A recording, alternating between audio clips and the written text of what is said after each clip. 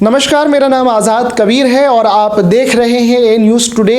ए news today का ये ख़ास कार्यक्रम है, आपकी सेहत से जुड़े हुए कार्यक्रम हम लेकर के आए हैं। तो इस कार्यक्रम में हेल्दी लखनऊ पे हम चर्चा करते हैं, सेहत के बारे में चर्चा करते हैं और आप अपने दैनिक डेली रूटीन में किस तरह से आपका लाइफ स्टाइल होना चाहिए और किस तरह से आप अपने बॉडी का केयर करके आप अपने आप को बीमारी से बचा सकते हैं। और इस वक्त हमारे साथ बात करने के लिए इंडिया के बेस्ट आयुर्वेदाचार्य डॉक्टर राहुल जायसवाल हैं, जो कि कंसल्टेंट है आयुर्वेदिक के और प्लस फिजिशियन भी हैं और पंचकर्म के स्पेशलिस्ट भी हैं। तो हम बात कर लेते हैं कि आयुर्वेदिक मेडिसिन में आपके लिए क्या क्या खास है और पंचकर्मा में आपके लिए क्या क्या प्रकृति ने क्या क्या रखे हैं। तो हम बात करेंगे, मिलवाते हैं हम आपको डॉक्टर राहुल से। डॉक्टर साहब, बहुत बहुत स्वागत है आपका। जी धन्यवाद, जी धन्यवाद। अच्छा डॉक्टर साहब, सबसे पहले हमारे दर्शक आपके बारे में जानना चाहेंगे कि हमें पता लगा कि आपको लगभग 1 डेकेड यानी 1 दशक का आपको अनुभव है इस आयुर्वेदा में और पंचकर्मा में 11 साल आपने बिताए हैं। और किस तरह से जब आपने अपनी पढ़ाई करी थी तो मन में एक भावना थी कि हम अपना इस विद्या से जनता की सेवा करेंगे, क्या कहना है सर? जी निश्चित, जब मैं पढ़ाई करने गया पुणे में तो फिर मुझे धीरे धीरे आयुर्वेद के प्रति लगाव बढ़ने लगा। और सीधी सी बात है, भारतीय चिकित्सा पद्धति है और भारतीय चिकित्सा शास्त्र है, तो उसके प्रति लगाव बढ़ना निश्चित ही था। और धीरे धीरे जैसे ही मुझे अपने गुरु मिलते गए तो मेरा कंसेप्ट और क्लियर हो गया, फिर मेरा दृढ़ विश्वास हो गया आयुर्वेद के प्रति। और क्रॉनिक पेशेंट्स को जब ठीक होते हुए मैंने देखा तो फिर मेरा इंटरेस्ट आयुर्वेद के प्रति जागा और मैं आयुर्वेद प्रैक्टिस करने के लिए डिसाइड किया और फिर मैं आज कर रहा हूँ। जी सर, 11 सालों से आप अपने फील्ड में हैं और अब हम बात करें आयुर्वेद की बात करें और पंचकर्मा की बात करें तो हमारे दैनिक जीवन में हमें इस समय क्या कहते हैं, सर्दियां जाने वाली हैं, फरवरी है, मार्च आ जाएगा, होली आ जाएगी और रोज़े रमज़ान शुरू हो जाएंगे, लोगों के फास्टिंग शुरू हो जाएंगे। तो हमें किस तरह से अपनी डेली लाइफ में हमें अपनी सेहत का ध्यान रखना चाहिए? हाँ निश्चित ही, क्या कहते हैं, दिनचर्या, रात्रिचर्या और ऋतुचर्या पे बहुत विशेष इस पे ध्यान देना चाहिए। जैसे अभी वसंत ऋतु आ रहा है, वसंत ऋतु में पतझड़ का मौसम होता है, तो इसमें जो है कफ दोष को निवारण करने के लिए वमने वसंत मतलब वमन पंचकर्म ये कराना चाहिए, जिससे कि मतलब आपके जो पूरा डायफ्राम के ऊपर का हिस्सा है, लंग्स है और कोलेस्ट्रॉल वगैरह वो पूरा क्लियर हो जाता है। तो वसंत ऋतु यानी 15 फरवरी से लेकर 15 अप्रैल तक वसंत ऋतु चलती है, इसमें वमन ये पंचकर्म कराना चाहिए। और ऋतु के अनुसार जब भी मौसम चेंज होते हैं तो पुराने ऋतुओं को जो भी आपके डाइट शेड्यूल है, जो कुछ भी है आपके दिनचर्या है, उसको थोड़ा थोड़ा हटा करके नए जो ऋतु आ रहे हैं उसके हिसाब से डाइट होनी चाहिए, उसके हिसाब से दिनचर्या और रात्रिचर्या और ऋतुचर्या तीनों चीज़ें जो हैं उसी के हिसाब से होनी चाहिए। सर, जैसा कि आपने बताया कि ना दिनचर्या होती है, रात्रिचर्या होती है और अलग अलग जो हमारे जो ऋतुएं हैं, सेशंस हैं, ये बदलते हैं। सर्दी के बाद गर्मी आती है, फिर वर्षा ऋतु आती है, पतझड़ ऋतु आती है सारी। तो इससे हमारे क्या शरीर पे अलग अलग मौसम का प्रभाव पड़ता है क्या? जी जी, सभी के ऋतु पे जो है सबके दोष अपने अपने प्रकोप में होते हैं। जैसे वर्षा ऋतु में वात का प्रकोप होता है, शरद ऋतु यानी कि सितंबर अक्टूबर के महीने में आपके पित्त का प्रकोप होता है, वसंत ऋतु यानी कि जो मार्च अप्रैल का महीना है, जिसमें जो फरवरी मार्च अप्रैल का महीना है, इसमें जो है कफ का प्रकोप होता है। हमारा शरीर 3 दोषों से बना हुआ है, वात, पित्त और कफ। अच्छा, वात, पित्त और कफ, ये 3 दोष हैं। ये 3 दोष हैं हमारे शरीर में, जिससे हमारे शरीर में मतलब कि एक बैलेंस रूप में रहते हैं, जिसकी दूषित होने से या जिसके बढ़ने या घटने से अलग अलग बीमारियां होती हैं। अलग अलग बीमारी मतलब ये हमारे शरीर में प्रकृति ने 3 चीज़ें रखी है, वात, कफ और पित्त, ये 3 चीज़ें हैं। और अभी जो ऋतु है वसंत का ऋतु आपने बताया और यहाँ पे इस वक्त कफ दोष की है ना होने की संभावना रहती है। तो इस समय हमारे जो घर में बच्चे होते हैं, महिलाएं हैं, बुजुर्ग हैं और सभी उम्र के हमारे बॉयज़ एंड गर्ल्स हैं, लड़के लड़कियां हैं, तो इस वक्त हमें इस वसंत ऋतु में हमें अपनी सेहत का क्या ध्यान रखना पड़ेगा सर? एक्चुअली में कफ का प्रकोप हो चुका होता है अच्छे से इस ऋतु में, तो उसमें थोड़ा सा जो चीज़ें कफ वर्धक हैं उनको थोड़ा सा हमें हटाना पड़ेगा अपनी डाइट से। जैसे दही वगैरह है, ये सब का सेवन वैसे भी शीत ऋतु में नहीं करना था, अभी भी थोड़ा सा उसको लेके चलना है। और जिसके बाद वसंत ऋतु के बाद जब ग्रीष्म ऋतु शुरू हो जाएगी तो ठंडे चीज़ों का सेवन तब से शुरू करना ज़्यादा उचित रहता है। गर्मियों में ठंडे चीज़ों का सेवन हम कर सकते हैं। अब जैसे अभी आपने बताया कि वसंत ऋतु है और कफ दोष हो सकते हैं, तो सर कौन कौन से ऐसे भोजन में कौन कौन से ऐसे फूड हैं जिससे हमें अवॉइड अभी करने का है, जिससे कफ दोष नॉर्मल को भी बढ़ सकते हैं, या जिनको कफ से रिलेटेड बीमारी है तो उनको वो दिक्कत हो सकती है? बेसिकली दही का सेवन और जो चीज़ें कफ को बढ़ाती है जैसे कि ठंडे पेय पदार्थ अभी शुरू में अवॉइड करना है, बाद में धीरे धीरे हम इसको अपनाते जाएंगे और ग्रीष्म ऋतु में इसका सेवन हम बढ़ा देंगे, बाद में ये कर लेंगे। हाँ ठीक है सर। तो ये हो गई सर बात, अपनी क्या कहते हैं कफ दोष की बात हो गई। अब जैसे अभी हम इलाज की बात कर लें तो अभी अगर हम जैसा कि अभी इस समय आपने बताया कि कफ दोष का अभी समय है, ऋतु भी वही है, वसंत ऋतु है, तो किस किस तरह के पेशेंट को आप है ना यहाँ पे अभी कौन कौन सी बीमारी को आप पंचकर्म और आयुर्वेदा से आप ठीक कर सकते हैं और करते हैं सर?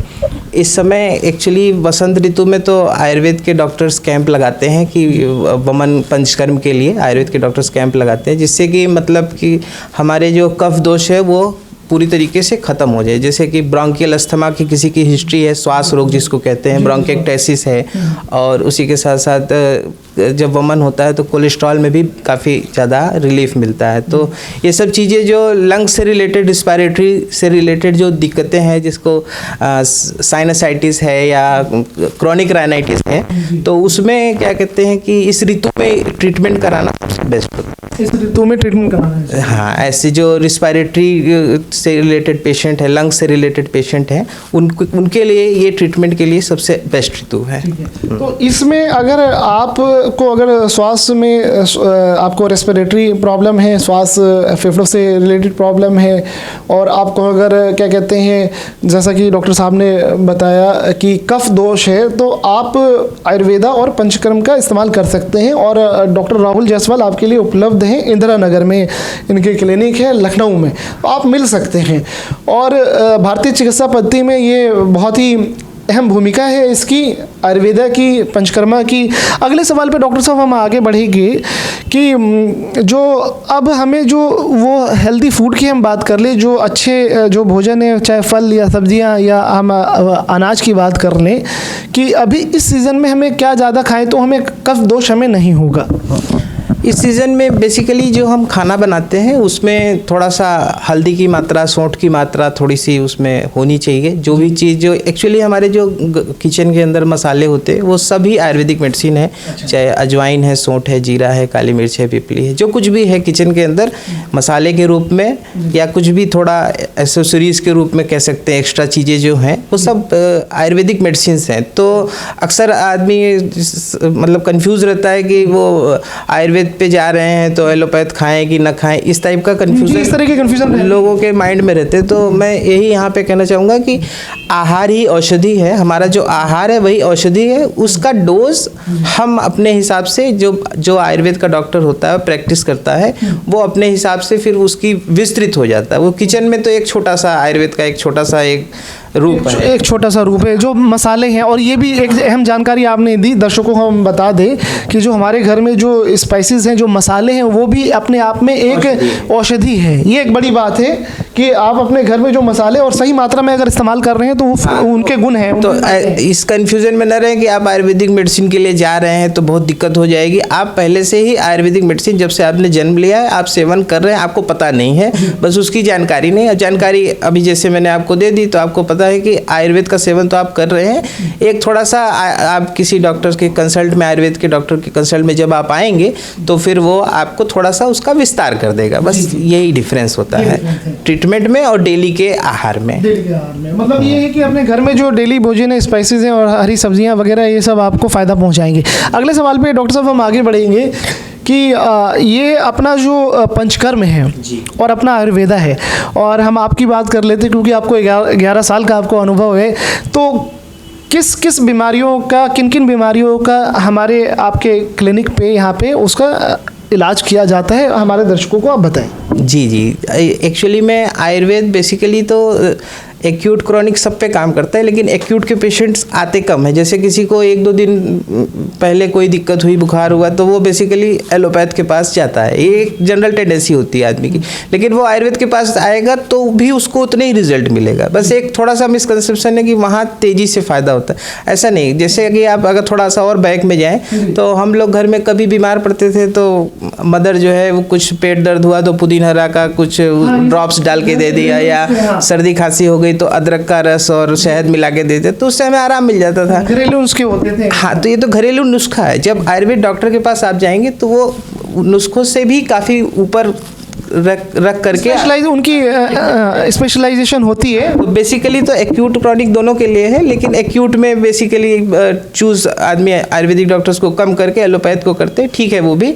लेकिन क्रॉनिक बीमारियां जो होती है उनके लिए actually long term medication Ayurveda में थोड़ा साइड इफेक्ट इसके कम रहते हैं या नहीं ना के बराबर रहते हैं। तो आयुर्वेदिक मेडिसिन का क्रॉनिक डिजीजेज में ट्रीटमेंट करना ज़्यादा बेटर होता है। क्रॉनिक डिजीजेज जैसे कि आपके सोरेसिस हो गई, आर्थराइटिस हो गई, ये सब जितनी भी ज़्यादातर आइटिस लगी बीमारियां हैं, ये सब क्रॉनिक डिजीजेस होती है। जैसे हाँ, डायबिटीज़ है, सब कुछ आपके जो जनरल बीमारियां चल रही सब क्रॉनिक है। जैसे आम शब्दों में अगर आप करके उसको बताएं आसानी के लिए हमारे दर्शकों के लिए, क्योंकि मेडिकल के 2 टर्म हैं, 2 शब्द हैं, एक अक्यूट और एक क्रोनिक। तो अक्यूट इंस्टेंट होने वाली बीमारियां, मौसम के हिसाब से होने वाली बीमारियां, थोड़ा उसको आप आसान शब्दों में हमारे दर्शकों को बताएं। हाँ, एक्यूट बीमारी वो है जो आपको पहले कभी नहीं थी, 2-3 दिन से 4-5 दिन से आपको आप दिक्कत में हैं, या 1 हफ्ते हो गए हैं, आप उस किसी भी बीमारी को दिक्कत में ले करके आप मतलब परेशान हैं, तो वो एक्यूट बीमारी है। और कोई बीमारी आपको महीने हो गए, 6 महीने हो गए, साल भर हो गए, उससे आप पीड़ित हैं, परेशान हैं, वो क्रोनिक में आती है। पुराने मर्ज, जटिल मर्ज, गंभीर मर्ज, ये सारे जो क्रोनिक में आते हैं जी, क्रोनिक हो जाते हैं। वही बीमारियां बाद में क्रोनिक हो जाती है। जैसे किसी को आज कुछ ब्लड शुगर लेवल थोड़ा ऊपर नीचे हुआ तो वो आगे जा करके वो डायबिटीज़ का पेशेंट हो जाता है। इसी तरीके से ब्लड प्रेशर थोड़ा बढ़ा हुआ रहा तो आगे जाके हाइपरटेंशन का पेशेंट हो जाता है। वो यही सब सारी जो चीज़ें वो क्रॉनिक मेंटेन रहती हैं, हाँ। तो फिर उसका वो क्रॉनिक पेशेंट हो जाता है।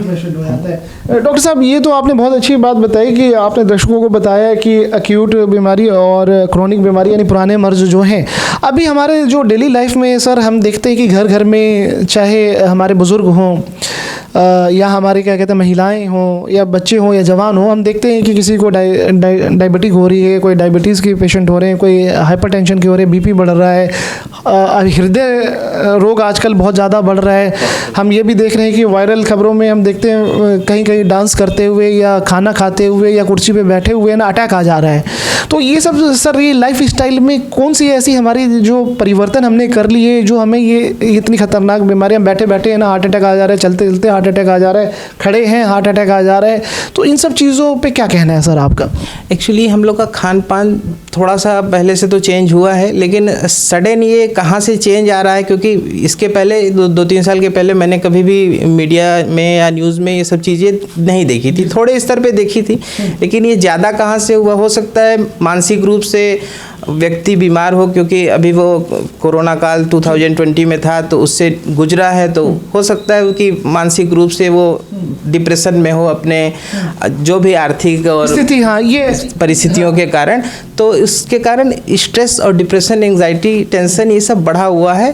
तो उसका कहीं ना कहीं वो मन और हृदय जो है वो सब स्थान एक ही है, मन का स्थान हृदय है। तो फिर वहाँ पे वो जो चीज़ आप सोचेंगे वो आपके फर्स्ट आपका स्ट्राइक हृदय पे करेगा, ब्रेन पे बाद में करेगा, पहले वो हृदय पे करेगा। ब्रेन पे बाद में अटैक होगा, पहले हार्ट पे हृदय पे, क्योंकि हृदय कहते हैं ना, हृदय कमजोर है इनका, या हृदय जो है नाजुक है, ज़्यादा तेज इनसे बोलिए नहीं, है ना।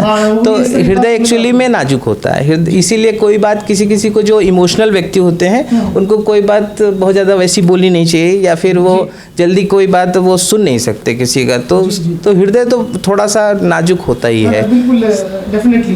देखिए डॉक्टर साहब की तरफ से डॉक्टर राहुल ने एक बहुत अच्छी बात बताई जो कि आपको समझना बहुत ज़रूरी है। पूरे दर्शक, हम पूरे इंडिया की बात कर रहे हैं और उत्तर प्रदेश और लखनऊ सभी की हम बात कर रहे हैं। आपकी सेहत में जो आप चारों तरफ देख रहे हैं कि जो हार्ट अटैक आ रहे हैं, हृदय रोग अटैक आपको आ गया, दिल का दौरा पड़ गया, तो इसमें डॉक्टर साहब ने बहुत एक अच्छी बात पॉइंट आउट करी है, पॉइंट आउट इन्होंने करी है कि आप अपने दिमाग पे स्ट्रेस ना लें, तनाव मुक्त रहना चाहिए आपको, है ना, तनाव ना लें। आप हो सकता है कि अभी आपके साथ फाइनेंशियल इशू हो, समस्या हो, कोरोना के वजह से आपका कारोबार खत्म हो गया या जॉब चली गई है या और भी घरेलू तनाव है, तो आपको कोशिश करना है कि जो अपने खुद की जो समस्या है, जो तनाव से, डिप्रेशन से, इससे आपको दूर होना है।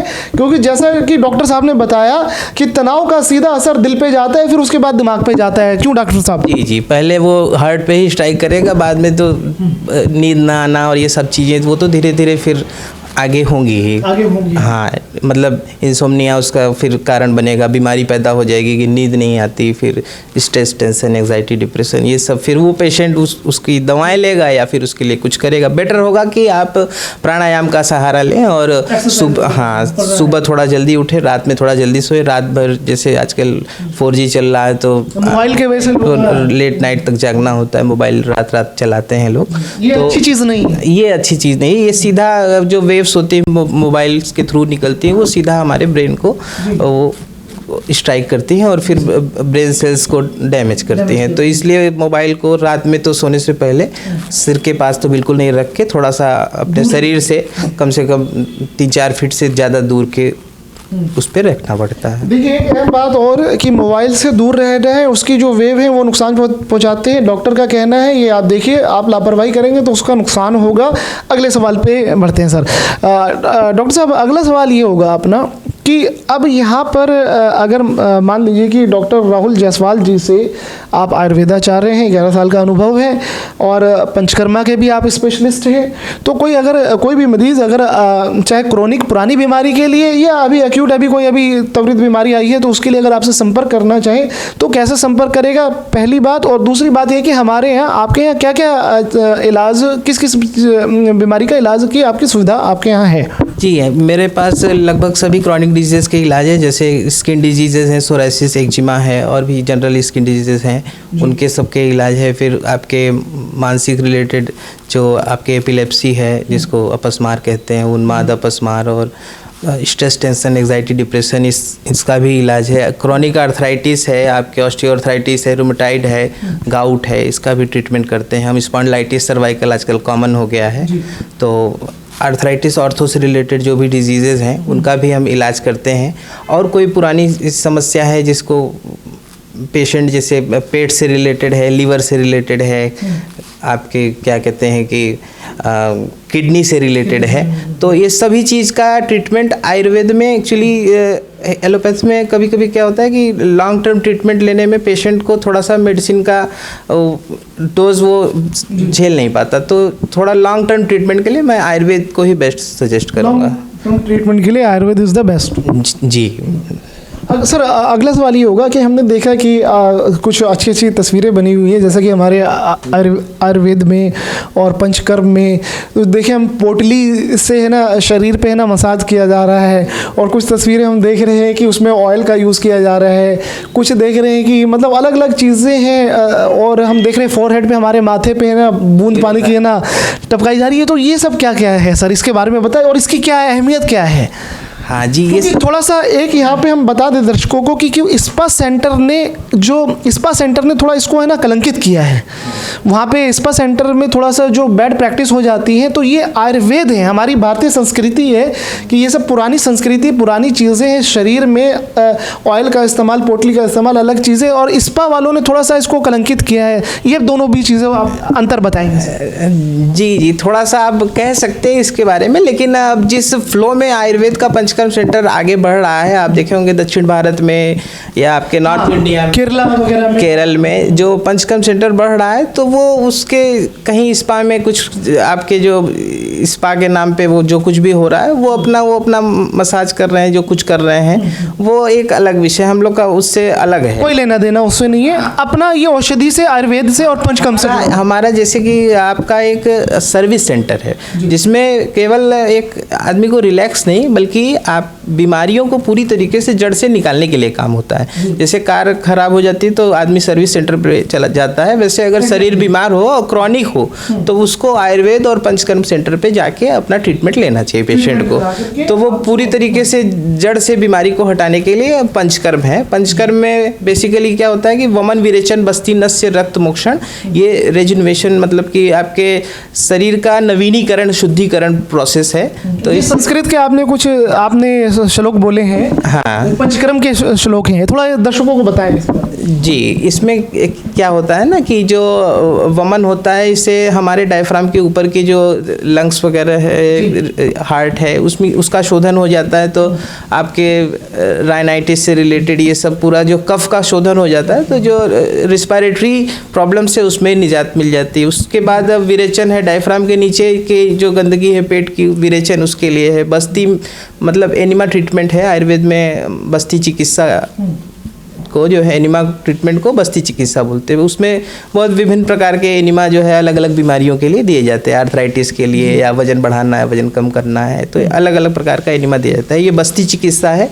नस्य मतलब नेजल इंस्टॉलेशन ऑफ मेडिसिन, तो वो जो भी कॉलर बोन के ऊपर जो जितनी भी बीमारियां हैं, सर्वाइकल से रिलेटेड या साइनसाइटिस है, माइग्रेन है, हेयर फॉल है, या आइज रिलेटेड प्रॉब्लम जो भी कॉलर बोन के हमारे ऊपर हो, हाँ, वो उसको ऊर्ध्वजत्तुगत विकार बोलते हैं। तो वो उसके लिए नस्य है। और रक्त मोक्षण मतलब शरीर से ब्लड को निकालना। तो आजकल देखा होगा आपने, कपिंग थेरेपी चल रही है और भी लीज थेरेपी चलती है। तो वो अशुद्ध ब्लड निकल जाने से जो स्किन डिजीज है या और भी पेन है, वहाँ पे एक्यूट इन्फ्लेमेशन या पेन है, उसमें आराम मिलता है। इसी को हम पंचकर्म कहते हैं। ये सारी चीज़ें जो बेसिकली है, इसी को पंचकर्म नाम है। और बाकी इससे रिलेटेड जो प्रोसीजर्स होती हैं उसमें स्नेहन माने पूरे बॉडी में ऑयल को अप्लाई करना, स्वेदन माने स्टीम बॉक्स में या अलग से स्टीम किसी ऑर्गन पे देना, मतलब मेडिकेटेड स्टीम, ये स्वेदन होता है। और इसी सब से रिलेटेड एक अलग से एक मतलब एक्स्ट्रा थेरेपी जो कह सकते हैं, शिरोधारा जो है। तो शिरोधारा ये बहुत ही बेस्ट थेरेपी है। और आजकल जैसा मैंने बताया कि मानसिक रोगों का शिकार आदमी जल्दी हो रहा है, तो शिरोधारा उसको जरूर कराना चाहिए। शिरोधारा जैसे कि हमारा शरीर उल्टा है, पेड़ की जड़ नीचे होती है, शाखाएं ऊपर होती हैं, हमारी जड़ जो है वो ऊपर है। ऊर्ध्वमूलम अधो शाखाम, ये हमारे आयुर्वेद का कंसेप्ट है। तो हमारा जड़ ऊपर है, तो इसको पोषण की सबसे ज़्यादा जरूरत है। तो इसमें सबसे ज़्यादा पोषण अगर मिल सकता है वो शिरोधारा से मिल सकता है। शिरोधारा में क्या क्या चीज़ें सर दर्शकों को बताएं थोड़ा। जी, शिरोधारा मतलब जैसे कि क्या कहते हैं कि आप रुद्राभिषेक होता है तो शिवलिंग पे आप दूध से धारा लगातार दी जाती है, वैसे ही 45 मिनट्स मेडिकेटेड ऑयल से, काढ़े से, दूध से, छाछ से, अलग अलग चीज़ों से, जैसे पेशेंट को बीमारी हो तो ऐसी सिर पे धारा दी जाती है 45 मिनट्स की नियर अबाउट। तो इसी को शिरोधारा बोलते हैं। ये आपके स्ट्रेस, टेंशन, एंग्जाइटी, डिप्रेशन, मानसिक रिलेटेड कोई भी बीमारी हो, एपिलेप्सी, कुछ भी हो, उसमें शिरोधारा का बहुत कंप्रेशन ऑफ स्पीच सेंटर या कुछ भी जो कुछ भी है मानसिक रिलेटेड बीमारी, उसमें बहुत अच्छा रोल है। ओसीडी है, ओसीडी में बहुत अच्छा रोल है। ऑब्सेसिव कंपल्सिव डिसऑर्डर तो बहुत ज़्यादा पेशेंट हो गए अब इसके इस समय पे। हाँ जी। तो आपने डॉक्टर राहुल को सुना है, तमाम बीमारियों पे इन्होंने खुल करके चर्चा करी। और एक लास्ट में सर एक और सवाल आपसे किया जाएगा कि हमारे डेली लाइफ में अब आप हमारे क्या कहते हैं दर्शकों को, लखनऊ के और उत्तर प्रदेश के और पूरे भारत के दर्शकों को आप इनको क्या सेहत से जुड़ी आप सलाह देना चाहेंगे? मैं यही सलाह देना चाहता हूँ कि थोड़ा सा जैसे आयुर्वेद के प्रति हे दृष्टि लोग रखते हैं कि पता नहीं वहाँ जब एलोपैथ के पास नहीं है तो आयुर्वेद के पास भी नहीं ही होगा, इससे थोड़ा बाहर निकलें। क्योंकि वो दिया तले अंधेरा जैसे वो कहावत कही गई है कि आप जब तक बाहर की दुनिया को देखेंगे नहीं तब तक आप उसके बारे में कोई डिसीजन नहीं ले सकते। तो जब तक आप आयुर्वेद को अपने जीवन में नहीं लाएंगे, अपनाएंगे नहीं, तब तक आप उसके बारे में भी नहीं कह सकते कि यहाँ कुछ नहीं होने वाला। Unless and until you practice it for your on, you can't definitely हाँ एक्सप्लेन कि ये अच्छा नहीं है कि खराब नहीं। जब आपको अपने बरत ना ले तब तक आप कह नहीं सकते। जी जी, जब तक खुद आप उसको अपनाएंगे, खुद आपने अनुभव किया कि नहीं मुझे आयुर्वेद से आराम नहीं मिला, पंचकर्म से आराम नहीं मिला, फिर आप डिसाइड कर सकते हैं कि आपको कहाँ जाना है। लेकिन अगर आपके पास कहीं किसी भी अन्य पैथी से आपको आराम नहीं है तो आयुर्वेद सब वो तो जीवन शैली ही है। तो जीवन शैली को कैसे छोड़ सकता है? घर में हल्दी यूज़ करनी है, अजवाइन यूज़ करनी है, तो आपको यूज़ करनी ही है। हाँ, और ऋतुचर्या का पालन करना है। अब ब्रह्म मुहूर्ते उत्तिष्ठे आयुर्वेद का पहला सिद्धांत है। तो लेट नाइट जागना और सुबह देर से उठना ये बीमारी का कारण है। तो आप जीवन शैली से अलग हटेंगे तो बीमारी की तरफ जाएंगे। पहला सुख निरोगी काया है ना, धर्म अर्थ काम मोक्षाणाम आरोग्य मूलम उत्तमम, मतलब आरोग्य अगर आपका है तो ही आप चारों पुरुषार्थ की प्राप्ति कर सकते हैं। धर्म अर्थ काम और मोक्ष की प्राप्ति तभी होगी जब आपका आरोग्य हो। एक बीमार व्यक्ति बिस्तर पे पड़ा हुआ है, वो कुछ नहीं कर सकता, न तो उसको अर्थ धर्म कुछ भी नहीं, उसको समझ में ही नहीं आएगा क्या करना है। तो इसलिए आरोग्य सबसे मेन है। तो आरोग्य को बनाए रखने के लिए आयुर्वेद को अपनाना सबसे पहले जरूरी है मेरे हिसाब से। बहुत बड़ी बात यहाँ पर निकल करके आई है कि आपको आरोग्य रहना है, यानी आपको स्वस्थ रहना है, हेल्दी रहना है, सेहतमंद रहना है। उसके लिए आपको अपने जीवन में दिनचर्या को आपको बदलना पड़ेगा। आप ठीक है, आप अपनी लाइफ स्टाइल में आप रोज़ भागम भाग की ज़िंदगी चल रही है, आप दौड़ रहे हैं कारोबार के लिए, बिजनेस के लिए, जॉब के लिए, लेकिन अपना सेहत भी बहुत ज़रूरी है और आयुर्वेद को अपनाना भी बहुत ज़रूरी है, क्योंकि ये हमारी भारतीय संस्कृति और भारतीय चिकित्सा पद्धति है। ये तो ये बहुत ज़रूरी है, जो कि है ना विलुप्त हो गई थी वेस्टर्न कल्चर के वजह से। एलोपैथी की अपनी अहमियत है, लेकिन आयुर्वेदी इंडियन मूल रूप से है। क्या कहना है सर डॉक्टर साहब इस पे? जी बिल्कुल, अक्सर वो आदमी यही सोच के रह जाता है कि मेरी बीमारी बस एलोपैथ में ठीक नहीं हुई तो मुझे कहीं कुछ नहीं होगा, और वो बीमारी ही घर में बैठा रहता है। तो थोड़ा सा बाहर निकलें और भी अन्य चिकित्सा पद्धति है उनका सहारा लें, उसका सहारा लें जी। और देखिए डॉक्टर साहब ने आपको कितने अच्छे से सारी बातें समझाई आपको, और आपको ध्यान रखना है। और दूसरी एक अहम बात कि उत्तर प्रदेश की जो सरकार है, गवर्नमेंट है, और ख़ास करके आयुष डिपार्टमेंट है, वो भी आयुष डिपार्टमेंट सभी पद्धतियों को, आयुर्वेदा की बात करें, यूनानी की बात करें, योग की बात करें, नेचुरोपैथी की बात करें, सिद्ध की बात करें, पंचकर्मा की बात करें, सबको सरकार बढ़ावा दे रही है। वेलनेस सेंटर खोले जा रहे हैं। अभी निवेशक सम्मेलन हुआ था आयुष का, तो वहाँ पे मंत्री और वहाँ पे चीफ सेक्रेटरी वगैरह सब मौजूद थे। तो अपार संभावनाएं हैं, आप निवेश भी कर सकते हैं और सब कुछ कर सकते हैं। और अंत में डॉक्टर राहुल जायसवाल से अगर आपको मिलना हो तो इनका क्लिनिक इंदिरा नगर लखनऊ में है। इनका डॉक्टर साहब का नंबर हम स्क्रीन पे फ्लैश कर देंगे। अगर आपको कोई परामर्श लेना है तो आप फ़ोन करके आप परामर्श ले सकते हैं। फ़ोन करने के कोई चार्ज नहीं है, फ्री फ़ोन पे परामर्श है। और अगर कोई समस्या है आप क्लिनिक में डायरेक्ट आइए, आप इनसे मिलिए और अपना इलाज करवाइए। क्यों डॉक्टर साहब, आपसे फ़ोन पे मरीज़ संपर्क करके आप आ सकते हैं? हाँ हाँ बिल्कुल, फ़ोन करके संपर्क करके मुझसे मिल सकते हैं और अपनी समस्या भी बता सकते हैं। जी। टाइमिंग भी बता दीजिए आप अपना। टाइमिंग तो मॉर्निंग का सुबह 10 से 3 का है, शाम को 5:30 से 9 का है जी। ठीक है। तो अगले एपिसोड में आयुर्वेद, यूनानी, योगा, नेचुरोपैथी, पंचकर्मा, सिद्ध, अगले एपिसोड में अगले खास विषय पे हम दोबारा राहुल जायसवाल जी के साथ आपकी मुलाकात, आयुर्वेदाचार्य की मुलाकात हम आपसे करवाएंगे। आप देख रहे थे ए न्यूज़ टुडे का ये खास कार्यक्रम हेल्दी लखनऊ।